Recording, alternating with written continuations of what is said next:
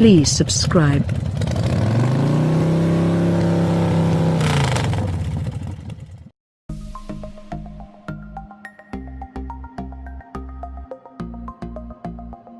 While you weren't looking, Kia quietly has become a mass-market brand with decidedly premium aspirations. It now sells a whole range of vehicles that can cost more than $40,000, including the sporty Stinger, a BMW 3 Series competitor, the cushy Cadenza, a bona fide rival to the Lexus S, the indulgent K900, a rear-wheel drive luxury barge, and the subject of this review, the Sorento, a mid-size SUV that can be optioned to near luxury spec levels. Introduced for 2016, the third-generation Sorento benefits from a freshening for the 2019 model year.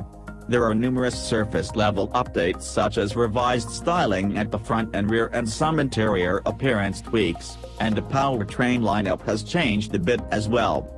The standard 2.4-liter and Line 4 and available 3.3-liter V6 engines remain the same, but the 4-cylinder 6-speed automatic has been updated and the V6 gains 2 additional gears with the new 8-speed automatic.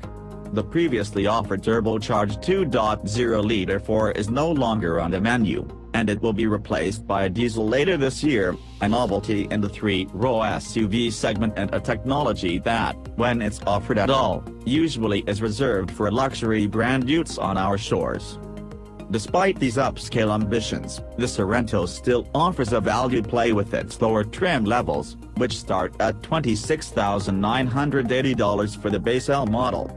There's even more standard equipment for 2019, including a third-row seat, which used to be absent from front-wheel drive 4-cylinder models, and Apple CarPlay and Android Auto are now included on all Sorentos.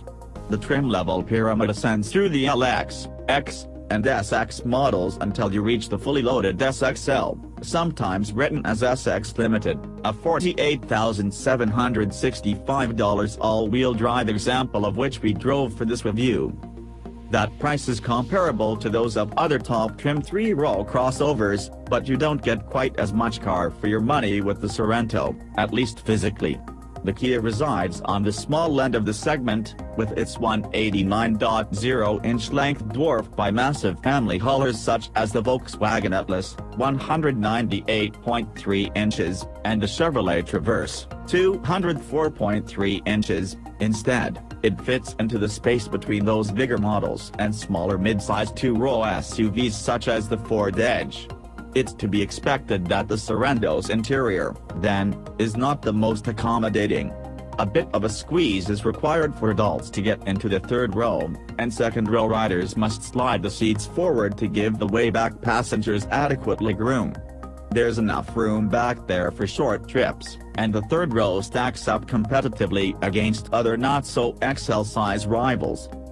The space inside the Kia is nicely trimmed, with an attractive dashboard, plenty of soft-touch materials, and, in the SXL, soft nappa leather upholstery. We're big fans of the control layout, which combines a simple-to-operate touchscreen with volume and tuning knobs and clearly marked VEC controls. You'd think it would be easy to put together such a friendly and intuitive assortment of controls, but many other automakers fail to do so, and Kia deserves credit for not trying to reinvent the wheel here. It's especially impressive given the amount of tech offered in the Sorento, which includes nearly every active safety feature available today, a few of which, such as lane keeping assist, are new additions for 2019. The Sorento offers a pleasant enough experience behind the wheel. Its demeanor is quiet, refined, and comfortable, and it compromises some degree of agility and responsiveness to achieve this ideal. The ride is soft, the steering is light, and it generally wafts around unperturbed by rough pavement or choppy freeway expansion joints. We'd like to see more feel from the steering and better body control, though.